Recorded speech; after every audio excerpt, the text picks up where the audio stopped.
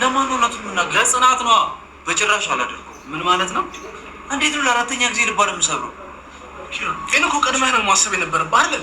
አሁን ኦልሬዲ አልፏል፣ ተፈጥሯል፣ አለቀ። ናሆም የምርህን ነው? ቆይ አንተም ነገራት ልትለኝ ነው? እሺ ምን ልበል ኪራ? ግራ ገባኝ እኮ። ይሄ እኮ ምንም ማሰብ የሚያስፈልገው ነገር አይደለም። በቃ እውነቱን ተናግሮ የመሸበት ማደር አለቀ። እሱ ለአንተ ቀላል ሊሆን ይችላል፣ ለእኔ ግን የተራራ ያህል ከባድ። ውሸት ስለቆየ እኮ ምንም የምትፈጥረው ነገር የለም። ይች ሴት ደግሞ ክፉ ከሆነች ይህን ጉዳይ ልትጠቀምበት ትችላለች። ስትሰማኝ አይደል? ቆይ ማናት? ማለት ለኪራ ምን ሆናት? አላውቅም ኑሮ። ኪራንም ለመጠየቅ እድሉን አላገኘም። ምን ማለት ነው? ኪራ ሰሞኑን ልክ አይደለም። እዚህ ንዴቱ ላይ ደግሞ ለመጠየቅም አልደፈርኩም። እና ለምን እሷን ከኪራ ጋር ምንድን ነው የሚያስተዋውቃችሁ ብለሽ ለምን አትጠይቂያት? ገና ሳያስ ስለሚያናድደኝ።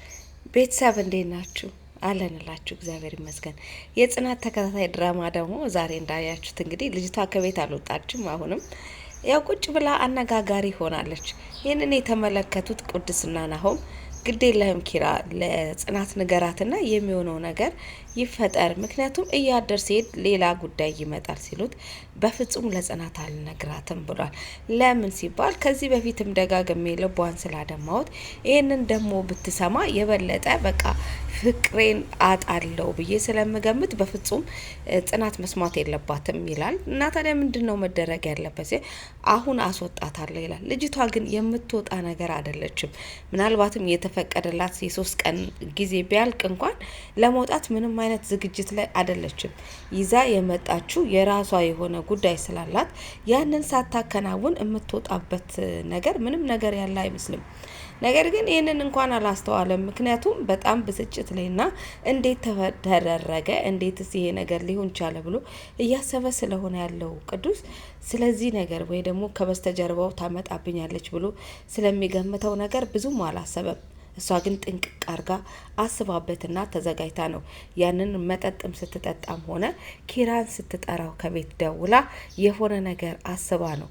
ቅዱስም ኪራም ይህንን ነገር አልጠረጠሩም። አሁን ግን ቅዱስ የተሳሳትነውን ነገር ተሳስተናል፣ በትክክል እኔ አጥፍቻለሁ፣ ነገር ግን አሁን ጊዜው ለጽናት የመንገሪያ ነውና ይነገራትና መላ ይፈለግ እያለ ነው። በዚህ ጉዳይ አልተስማሙም፣ አልተግባቡበትም። ያው እንግዲህ እሷም አለች የፈለገችውን ነገር እያደረገች። ሰኒና ምሩዬም ሊያስወጣት የተቻላቸውን ነገር አድርገዋል። በተለይ ሰኒ እንደው ቢቻል እንኳን ከዚች ልጅ ጋራ እደባደባለሁ ምንድን ነው እየሰራች ያለችው ብላለች። በፍጹም ከምንም የማትቆጥራቸው የጽናትን አክብራ የመቀበሏን ጉዳይ ራሱ ከምንም ውስጥ የማታስገባው ልጅቷ አሁንም ቢሆን በአቋሟ እንደገፋችበት ነው። እንዴት ነው አንዳንድ ጊዜ እኮ ልናስብ ይገባል። የቤት ውስጥ ሰላም እንደዚህ ደፍርሶ ሁለቱ ማለት ባልና ሚስቶቹ የሚገናኙበትን ጊዜ እንኳን አራርቀው ሁኔታዎች እንዲህ እየተበላሹ እያየች ምንም ነገር አልመሰላትም። በጣም እያናደደቻቸው ናቸው የመጣችው ማለት ነው። ናሆምማ ጭራሽ ግራ ገብቶታል። ምን ማድረግ እንደሚገባውም አያውቅም። በዚህ ሁሉ መሀል እንግዲህ ትንሽ ፈታ ዘና የሚያደርገን የሰኒና የክብሮም ጉዳይ ነው። በጣም ደስ የሚለው ሰኒ እንግዲህ ያው ወደ ክብሮም ፍቅር እየተጠጋች ያለች ልጅ ናት። ዛሬ እንደውም በጠዋት ተነስቶ ወደ ስራ ከመግባቱ በፊት ምክንያቱም በእጅቷ ተናዳባት ስለነበረ ወደ ቤት ስትሄድ አካሄዷ ስላላማረው ስራ ከመግባቱ በፊት ሊያያት ወደ ቤቷ ጎራ አለ። ከዛም በኋላ ያው የተለመደውን ጥያቄዋን ከጠየቀች በኋላ እንዴት መጣችሁ የምትለው ነገር አለ። አንድ ሰው ቤት ሰላም ሊል ሲመጣ ለምን መጣ ወይም ደግሞ እንዴት መጣ ብላ የምትጠይቀው ተጠራጣሪዋ ሰኒ ዛሬም ደግሞ በጠዋት ለምን መጣ ወደ ስራ አትሄድም ነበር ብለዋለች።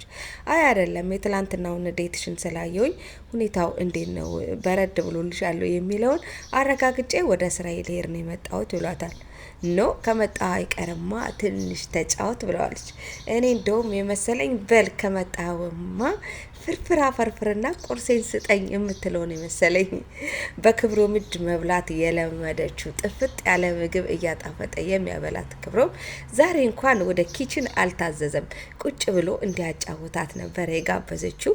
እንግዲህ ዛሬ እሷም ወደ ስራ አልሄደችም፣ ቁጭ ብላለች። እንግዲህ በነ ኪራ ቤት ባለችው እንግዳ በጣም ከተበሳጩ ሰዎች አንዷ ሰኒ ነች፣ ግራ ይገባት ማለት ነው። ሁኔታዋ ሁሉ ግራ ገብቷታል። በተለይ ጫቷን እና ሲጋራዋን ይዛ ሳሎን ቁጭ ብላ ስታያት ደሟን የተንተከተኩ። እንዴ ምን ማለት ነው ስትላት፣ ምንድን ነው ኧረ በናትሽ እንደውም ሙዴን ቦከምችኝ ነው ምናምን የምትለው ነገር አላት። የኔ እናት ወጣ በጣ ሄድልኝ እስቲ ፈታ ዘና ልበልበት ብላለች። ሁለቱም ጽናትና ሰኒ ሲያጣድፏት፣ አረ ወደዛ ምን አይነት ልጆች ናቸው ብላ ጫቷን ሰብሰባ አድርጋ ከሳሎን ወጣለች። እና እስቲ ደግሞ ያው እቤት ውስጥ ምንም ነገር መጠጥ ምናምን ስለሌለ ዞር ዞር ብላ ደግሞ መጠጧን ለመጠጣት አስባለች። ነገሩ በጣም ያስጠላትና ያልተመቻት የነኪራ ሰፈር ነው። የነኪራ ሰፈር ጸጥ ያለ ነው። እንደፈለገችው ወጣ የምትፈልገውን ለመጠጣትና የፈለገችውን ደግሞ ለማጫጫስ አልተመቻትም። ሄድም ካለች ራቅ ብላ ነው። ዛሬ ደግሞ ድሪያ ለብሳለች። ይህንን መጠጥ ለመፈለግ ምን ያህል ርቀትን መሄድ እንዳለባት ራሱ ስታስበው በጣም ተናደደች። እንደዚህም አይነት ሰፈር አለ እንዴ? ዝም ያለ ሰፈር ምንም ነገር የሌለበት ብላለች። ድፍረቷን ግን አደንቅላታለሁ። እስኪ ሰው ቤት ማታቀው ሰው ቤት መታ አድራ ስትውል ምን ይደርስብኛል፣ ምን ያደርጉኛል ብሎ አንዳንድ ሰው እንዴት ነው ለህይወቱ አይጨነቅም? ለነገሩ ብላለች እኮ ህይወት ለቆረጠ ሰው ማንኛውም አጋጣሚ ምንም አይገርመውም፣ በድፍረት ነው የሚጓዘው ብላለች። እንደዛ ነው። ነገር ግን እሷ በቃ ነገሮች ካልተስተካከሉላትና የህይወት መስመሯ ከተበላሸ የሌሎቹን የህይወት መስመር እንዳይበላሽ የማትጠብቅበት ምክንያት ምን እንደሆነ አልገባኝም። በዚህ ሁሉ ውጥንቅጥና መከራ መሀል እንኳን በጣም ትንከባከባታለች ጽናት ማለት ነው። ጧት ጧት ተነስታ ቁርስ መብላት ካለባት ቁርስ አብልታት የሚያናድዳት ያልሆነ ነገር ስታደርግ ብቻ ነው። እስከ ዛሬ ድረስ እንግዲህ እዛው ቤት ተቀምጣለች። ሰኔና ክብሮምም ፍቅራቸውን ቀጥለዋል። ያለው ነገር ይሄ ነው። እኔ ግን በጣም የገረመኝ የኪራና የጽናት ፍቅር ገና አንድ እርምጃ እየተራመደ እያለ የሚያጋጥመው ነገር በጣም ግራ የሚያጋባ ነው።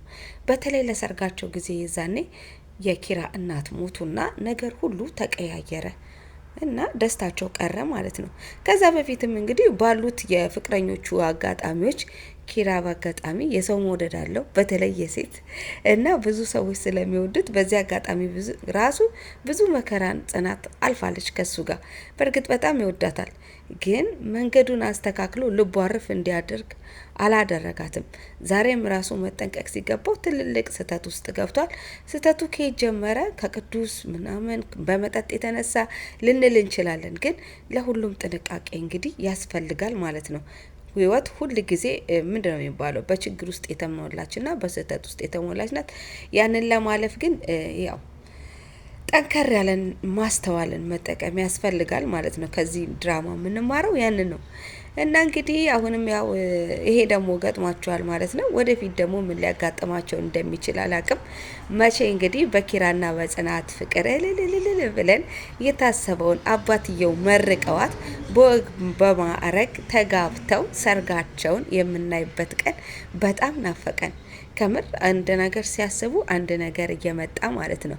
ምናልባት ይሄ የልጅቷ የመጣችበት መንገድ ከተጠናቀቀ በኋላ አዲስ ህይወት ውስጥ የሚገቡ ይመስለኛል። ግን ያንን እንዴት ያልፉታል ነው። በተለይ ኪራ ሹክ ሊለው ነው። አሁን ምንም አልቀረውም። በጣም ግራ ገብቶታል። ከቤት ወጥቶ እነናሁም ቤት ነው ተኝቶ ራሱ የሚውለው ማለት ነው። በጣም ካሰበው በላይ ነው የሆነበት። ግን ነገርን ሸሽቶ ነው ወይስ ተጋፍጦ ነው ማምለጥ ያለበት? ይህን የመጣውን ነገር ማለት ነው ተጋፍጦ ነው።